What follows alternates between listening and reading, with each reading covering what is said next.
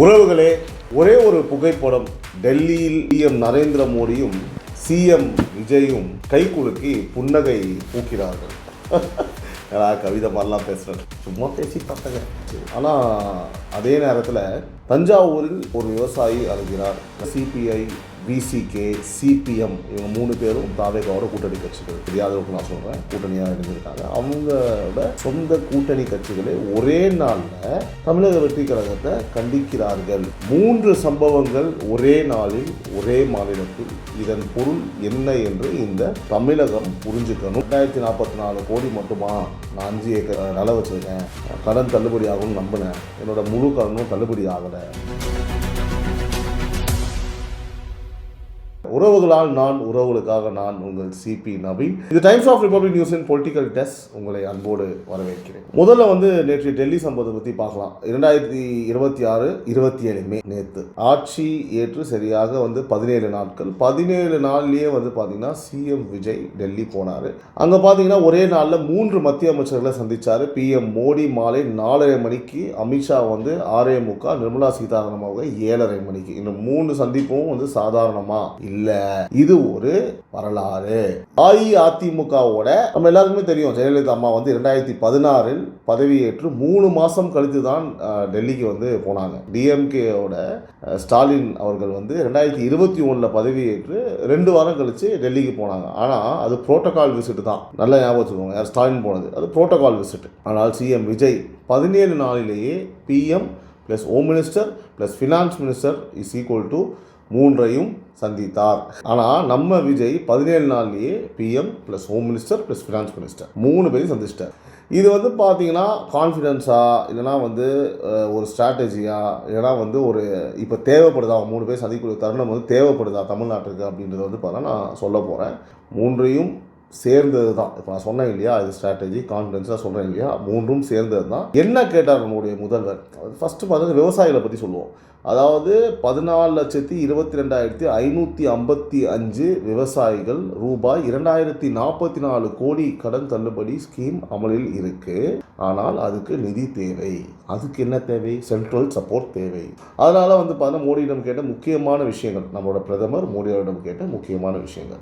நீட்டை ரத்து செய்யுங்கள், 2150 கோடி அந்த பிஎம் ஸ்ரீ இருக்கு இல்லையா, அது விடுவிக்கணும், மேகதாதுவை நிறுத்துங்கள், மெட்ரோவுக்கு நிதி கொடுங்கள், ஜிஎஸ்டி நிலுவை சேர்த்து தாருங்கள்.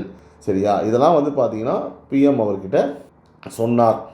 இதெல்லாம் பார்த்தீங்கன்னா நம்ம சைட்லேருந்து சிஎம் விஜய் அவர்கள் வச்சரிப்பு. பிஎம் மோடி என்ன சொன்னார் என்று உறவுகள் உங்களுக்கு தெரியுமா?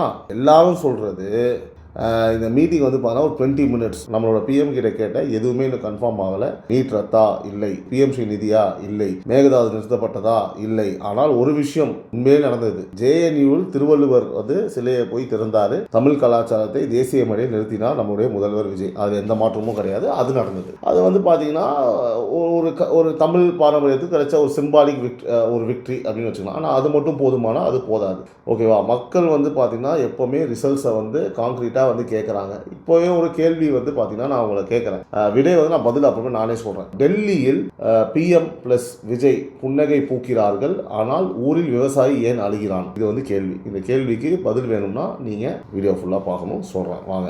உறவுகளை 2026 ஏப்ரல் என்ன நடந்ததுன்னு நான் சொல்கிறேன். நம்மளோட சிஎம் விஜய் பார்த்தா தேர்தல் பிரச்சாரத்தில் சொன்னது 5 ஏக்கருக்கு கீழே உள்ள ஒவ்வொரு விவசாயிக்கும் முழு கடன் தள்ளுபடி அப்படின்னு செய்வேன்னு சொன்னார். மக்கள் எந்த வார்த்தையை நம்பி ஓட்டு போட்டார்கள்? அவர் சொன்ன பல விஷயங்கள், எல்லா விஷயமும் நம்பி தான் ஓட்டு போட்டாங்க. அதில் இது ரொம்ப முக்கியமான விஷயம். ஏன்னா விவசாயம் என்பது உங்களுக்கு தெரியும், வெரி வெரி இம்பார்ட்டன்ட். 14,22,555 பேர் அந்த வாக்குறுதியை நம்பி காத்திருந்தார்கள். என்ன கிடைத்தது? இப்போ பிசினஸ் ஸ்டாண்டர்டோட ரிப்போர்ட் என்ன சொல்லுது நான் சொல்றேன். 50,000க்கும் கீழ் கடன் வாங்கிய விவசாயிகளுக்கு மட்டும் ஃபுல்லா வேவர், மற்றவங்களுக்குலாம் 5,000 மட்டும். 5,000 ரூபா தான். அதாவது ஒரு விவசாயி 2 லட்சம் கடன் வாங்கியிருக்கிறாங்கன்னா அவருக்கு கிடைத்தது 5,000 தான். இது ஃபுல் வேவரா? நம்மளோட சிஎம் திரு விஜய் சார் அவர்கள் சொன்னதை செஞ்சாரா அப்படின்னு நீங்கள் முடிவு பண்ணிட்டு சொல்லுங்கள். இன்னொரு டேட்டா பாயிண்ட் நான் கொடுக்குறேன், அதையும் நீங்கள் பாருங்கள். ரூரல் வாய்ஸ் வெப்சைட் ரிப்போர்ட் நல்லா கேட்டுக்கோங்க. இதெல்லாம் நான் சொல்கிறது எல்லாமே ஸ்டாட்ஸில் சொல்கிறேன், சும்மாலாம் சொல்லலை. ரூரல் வாய்ஸ் வெப்சைட் ரிப்போர்ட் என்ன சொல்லுதுன்னா 2021 அஇஅதிமுக ஆட்சியில், அது அப்போனா இபிஎஸ்ஆர் இருந்தபோது நினைக்கிறேன், இபிஎஸ்ஆர் என்ன பண்ணார்னா 12,110 கோடி 16,43,347 விவசாயிகளுக்கு பெனிஃபிட் ஆனார்கள். அதாவது இதனால் இன்றைக்கி வந்து பார்த்திங்கன்னா நம்மளோட டிவிக்கு என்ன பண்ணுறாங்கன்னா 2,044 கோடி 14,22,555 விவசாயிகளுக்கு. இது கம்பேர் பண்ணுங்கள், நீங்களே கம்பேர் பண்ணுங்கள். ஸோ இபிஎஸ் அவர்கள் கொடுத்தது 2021, ஏடிஎம்கே ஆட்சியில் கொடுத்தது 12,110, இப்போ டிவிகே ஆட்சியில் வந்து 2,044 கோடி. ஓகேங்களா? ஏன் இவ்வளோ பெரிய வித்தியாசம்? தமிழக வெற்றி கவர்மெண்ட் என்ன சொல்கிறாங்கன்னா கரண்ட் ஃபினான்ஷியல் பொசிஷனோட டிஃபிகல்ட்டி இருக்குது, நிதி சுமை. ஸோ ஆர்பிஐயோட கைட்லைன்ஸை வந்து நம்ம ஃபாலோ பண்ணணும். ஏன்னா கடன் நிறையா இருக்குல்ல, 45 to 60 நாளுக்குள்ளே திரும்பவும் வந்து பார்த்தா பே பண்ணணும் அப்படின்ற ரூல்ஸ் இருக்குது. ஸோ இது வந்து ஒரு வேலிடான எக்ஸ்கியூஸா, இது மக்கள் ஏற்றுப்பாங்களா அப்படின்னு கேட்டால், இது வந்து பார்த்தீங்கன்னா உறவுகள் எப்படி சொல்கிறது, ஒரு ப்ளேம் கேம் மாதிரி. நான் வந்து பார்த்தா பழி போடுறேன் அப்படின்னு நீங்கள் யாரும் விளையாடு. ஓகே, இப்போ நான் வந்து பார்த்தீங்கன்னா இந்த விஷயத்துக்கான ஃபேக்ட்ஸ் அப்படியே சொல்கிறேன். அவங்க சொன்னதை நடந்ததுன்னா என்ன ஃபேக்ட் ஒன்று பார்த்தீங்கன்னா, தாவேகா வந்து ஒரு விஷயத்தை ப்ராமிஸ் பண்ணுறாங்க. அது என்னென்னா 5 ஏக்கர் நிலம் வச்சுருக்கவங்களுக்கு ஃபுல்லாக வேவர்னு.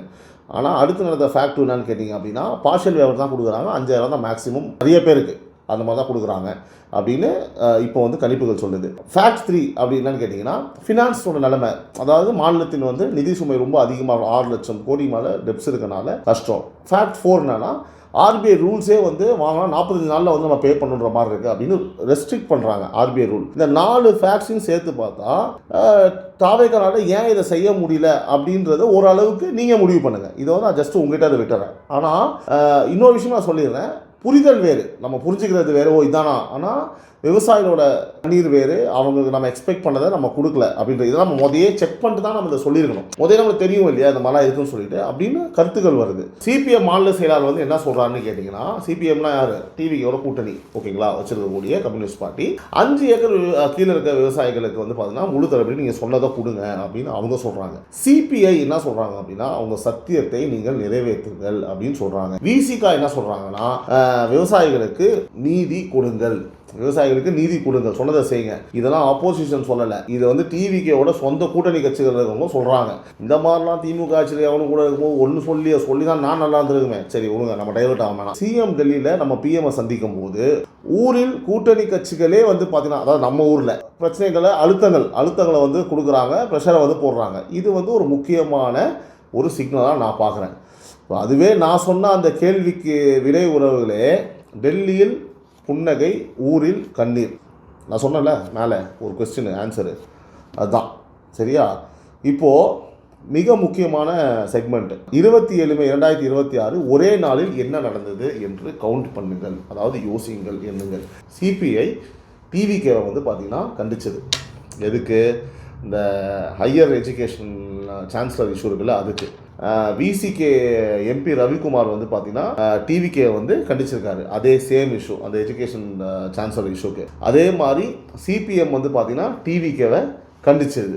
எதுக்கு? அந்த ஃபார்ம் லோன் வந்து பார்த்தீங்கன்னா, அதாவது விவசாயிகள் கடன் ரத்துக்காக இன்கம்ப்ளீட்டாக இருக்குது, நீங்கள் பண்ணாமல் இருக்கீங்கன்னு சொல்லிட்டு அதுக்கு வந்து ப்ரெஷர் போடுறாங்க. ஸோ இது இவங்க 3மே வந்து பார்த்தீங்கன்னா 3 பேருமே டிவிகேவோட கேபினட் மினிஸ்ட்ரியில் இருக்கும் கட்சிகள். ஒரு விஷயம் வந்து புரியணும். சத்தியம் நியூஸில் ஓடுற லைவ்ல இன்னைக்கு 3 லட்சம் பேர் பார்த்தாங்க. சிவிஎஸ் ராஜினாமா அப்படின்னு சொல்லிட்டு 3 லட்சம் பேர் பார்த்தாங்க. சாணக்கியால ரங்கராஜ் பாண்டே சொல்கிறாரு, விஜய்க்கு எதிராக ஓரணி உருவாகுதா, ஐயுஎம்எல், விசிகே, சிபிஐ, சிபிஎம் எல்லோரும் அப்படின்னு சொல்லி அவர் பேசுறாரு. ஓரணி என்றால் என்ன? அப்போசிஷன் ஓரணி இல்ல, சொந்த கூட்டணிக்குள்ளேயே ஓகேவா கொஸ்டின்ஸ் வந்து பார்த்தீங்கன்னா எழுப்ப ஆரம்பிக்கின்றன. 17 நாளில் இதில் பின்னணி என்ன? இப்போ வந்து பார்த்தீங்கன்னா டிவிகேவோட ஏஐஏடிஎம்கே எம்எல்ஏஸை சேர்க்கும் பிரச்சனை. 4 அஇஅதிமுக எம்எல்ஏ வந்து இன்னைக்கு டிவிகேல சேர்ந்தாங்க. அன்புமணி என்ன சொல்றாரு, நம்ம பிஎம்க்கு அன்புமணி சார் என்ன சொல்றாருன்னா, இது குதிரை பேரம் அப்படின்றாரு. தமிமுன் அன்சாரி சொல்றாரு, இது யானை பேரம் அப்படின்றாப்ல. திரும்ப சொல்றாரு, அஇஅதிமுக எம்எல்ஏ வந்து இந்த மாதிரி சேர்றது ஆரோக்கியமானதே இல்லைன்னு அவர் ஒரு பக்கம் சொல்றாரு. சிபிஎம் என்ன சொல்லுது, இது ஏற்புடையதே இல்லை அப்படின்னு. இதெல்லாம் டிவிகே வந்து வந்து அட்டாக் பண்ணணும்னு சொல்லலை. இதெல்லாம் இன்னைக்கு நடந்திருக்கு. எத்தனை பேர் எல்லா சேனலுமே பார்க்க முடியாது, நடந்த எல்லாத்தையுமே இங்கே சொல்லணும். இது வந்து நான் ஒரு பீப்புள்ஸ் ஜேர்னலிஸ்ட். ஆமாண்ணா ஆமாம், நான் வந்து நியூஸ் அப்படி கொடுத்துருவேன். ஓகேங்களா, நீங்கள் தான் அதை பிரிச்சுக்கணும். இது கரெக்டாக, இது ஃபேக்ட். நான் சொல்றது எல்லாமே ஃபேக்ட். ஒரே ஒரு கேள்வி மட்டும், தாவேகா 108 சீட்டு, ஓகேவா, அவங்களோட 107 சீட்டு ஆட்சியில் வந்து இருக்கிறாங்க, மெஜாரிட்டி இருக்குது. அப்புறம் ஏன் வந்து எதிர்கட்சி எம்எல்ஏ வந்து சேர்க்கணும்? இந்த கேள்விக்கு டிவிகேவோட ஸ்போக்ஸ் பர்சன் வந்து ஒரு பதில் என்ன சொன்னார்னா, குதிரை பேரம் என்றால் என்ன, நாங்கள் அரபு நாட்டில் குதிரையை வாங்க போகிறோமா? உறவுகளே, நான் சொல்கிறேன், இந்த பதில் யாரையாவது சாட்டிஸ்ஃபை பண்ணுதா நீங்கள் சொல்லுங்கள். அவர் கேட்குறாரு, குதிரை பேரம் என்றால் என்ன, நாங்கள் அரபு நாட்டில் குதிரை வாங்க போகிறோமா அப்படின்ற மாதிரி ஒரு பாயிண்ட் வருது. எனக்கு அது புரியல, நான் உங்ககிட்டயே விட்டேன். ஸோ இந்த மாதிரிலாம் வந்து ஒரு பதில் வந்தனால தான் வந்து பார்த்தீங்கன்னா திருமாவளவன்லாம் வந்து வார்னிங் கொடுத்தார். டிவிகே ஆட்சி கவிழ்வதற்கு நாங்கள் இடம் கொடுக்க மாட்டோம், 5 ஆண்டுகள் ஸ்டேபிளாக நான் உங்களுக்கு சப்போர்ட் பண்ணுவோம் அப்படின்னு சொல்லி அவர் சொல்கிறார். இது வந்து ஒரு நல்ல விஷயம்தான்.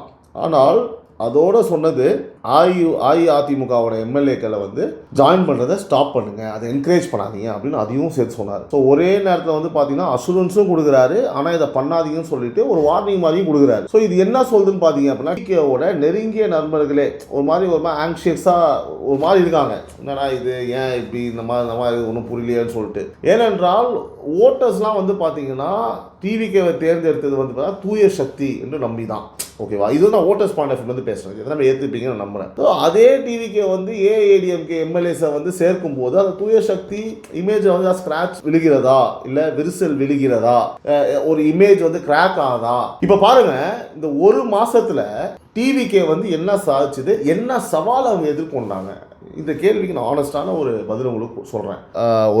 ஒரு பேலன்ஸ் ஷீட் மாதிரி நான் உங்களுக்கு சொல்கிறேன். ஒரு பேலன்ஸ் ஷீட்டை நான் போட்டு உங்களுக்கு காமிக்கிறேன். டிவிகேவோட இந்த 17 நாளில் நடந்தது என்ன? 1, 17 நாளில் வந்து Delhi visit plus 3 central minister சந்திப்பு ப்ளஸ் அது வந்து ஒரு நேஷ்னல் லெவலில் வந்து பார்த்திங்கன்னா ஒரு விஷயம். ஓகேவா, சூப்பர்.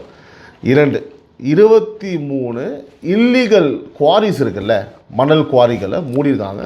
சூப்பர், ஹேட்ஸ் ஆஃப், பாராட்டுகள். ஸோ ஃபீல்ட் லெவலில் மினிஸ்டர்லாம் இறங்கி வேறு லெவலில் ஒரு கவுன்சிலர் மாதிரி வேலை பார்க்குறாங்க. சூப்பர் சார், உண்மையாகவே சொல்கிறேன், வேறு லெவல். ஸோ அந்த ஆக்ஷனை வந்து வேறு லெவல் எடுத்தார், பாராட்டுகள். ஓகேவா. 3, கோவையில் வந்து நடந்த சூலூர் போக்சோ கேஸ் வந்து 24 மணி நேரத்தில் கைது ப்ளஸ் கூண்டாஸ் ஆக்டு அப்படின்னு நிறைய விஷயங்கள் வந்து பண்ணாங்க. 4, விஜய் சார் வந்தோடனே ரொம்ப முக்கியமான எங்களுக்கெல்லாம் தேவைப்படுற பத்திரிகை சுதந்திரத்தை வந்து நாங்கள் முழுமையாக கொடுக்குறோன்ற வகையில் சவுக்கு சங்கரை உடனே ரிலீஸ் பண்ண ஒரு விஷயம், பாராட்டுகள். 5, நீட் பேப்பரை வந்து லீக்கில் 13 பேரை வந்து கைது பண்ணாங்க. ஓகேவா, சென்ட்ரல் ஏஜென்சி வந்து பார்த்தா அந்த ஆக்ஷனை வந்து எடுத்தாங்க. இவையெல்லாம் பாசிட்டிவ், இவையெல்லாம் ஃபேக்ட்ஸ். ஆனால் சேலஞ்சஸ் என்னன்னு நான் சொல்கிறேன். 1, விவசாயி கடன், அதாவது இந்த மாதிரி பார்ஷலாக கொடுக்கும்போது அந்த சொன்ன ப்ராமிஸ் நிறைவேற்றலை. 2, இந்த டாஸ்மாக் ஸ்ட்ரைக் 4 மாவட்டங்களில் 3 நாள் 6 கோடி ரூபா நஷ்டம். என்னை பொறுத்தளவுக்கு நல்லது தான், ஆனால் அப்படி போகக்கூடாது, கவர்மெண்ட்டுக்கு வந்து லாஸ் இல்லையா, அதை வந்து சரி பண்ணணும். 3, சிபிஐ, விசிகே, சிபிஎம் ஒரே நாளில் 3 கூட்டணி கட்சிகளும் கண்டனங்களை தெரிவித்தது. 4, அஇஅதிமுக எம்எல்ஏ வந்து இந்த மாதிரி அதுலேருந்து ரிசைன் பண்ணிவிட்டு டிவிகேயில் வந்து ஜாயின் பண்ணுறது ஒரு இமேஜை டேமேஜ் பண்ணுற மாதிரி ஒரு விஷயம் நடந்துகிட்ருக்கு. 5, டிகே சிவகுமார் வந்து கர்நாடகா சிஎம் இருக்கார்ல, அந்த மேகதாதுவோட எஸ்கலேஷன், அதாவது மேகதாது டேமு பெரிய மேட்ரு, அதோட விஷயம் அது எஸ்கலேட் ஆகிட்டே இருக்குது. இந்த 5 சேலஞ்சஸை வந்து நம்ம சால்வ் பண்ணாமல் இவங்ககிட்ட ஆக்ஷன் எடுக்காமல், இப்போ சால்வ் பண்ணாமல் போகும்போது கிடையாது, உடனடியாக அதுக்கான விஷயங்களை டக்கு நடத்தலை அப்படின்னா டெல்லியில் கிடைத்த அந்த விக்ட்ரி இருக்குல்ல, போனார், இந்த மாதிரி நிறைய விஷயங்கள் நம்ம சொன்னோம் இல்லையா, அதோட வேல்யூ வந்து குறைஞ்சிரும். போயிட்டு ஒரு மாஸ் இப்போ உருவாகிருக்கு. போனார், 14 நாளில் 3 பேரை பார்த்தாரு, வந்தார், அந்த இடத்துல வந்து பார்த்தா தமிழ் தாய் வாழ்த்து தான் ஃபஸ்ட்டு வரணும்னு சொல்லியிருக்காரு விஷயம். சூப்பர். இது வந்து பார்த்திங்கன்னா ஒரு சிம்பிளான விஷயம் நான் சொல்கிறேன். ஒரு வீட்டில் வந்து 5 அறை இருக்குது. ஒரு எக்ஸாம்பிள், ஒரு வீட்டில் ஒரு 5 அறை இருக்குன்னு வச்சுக்கோங்களேன்.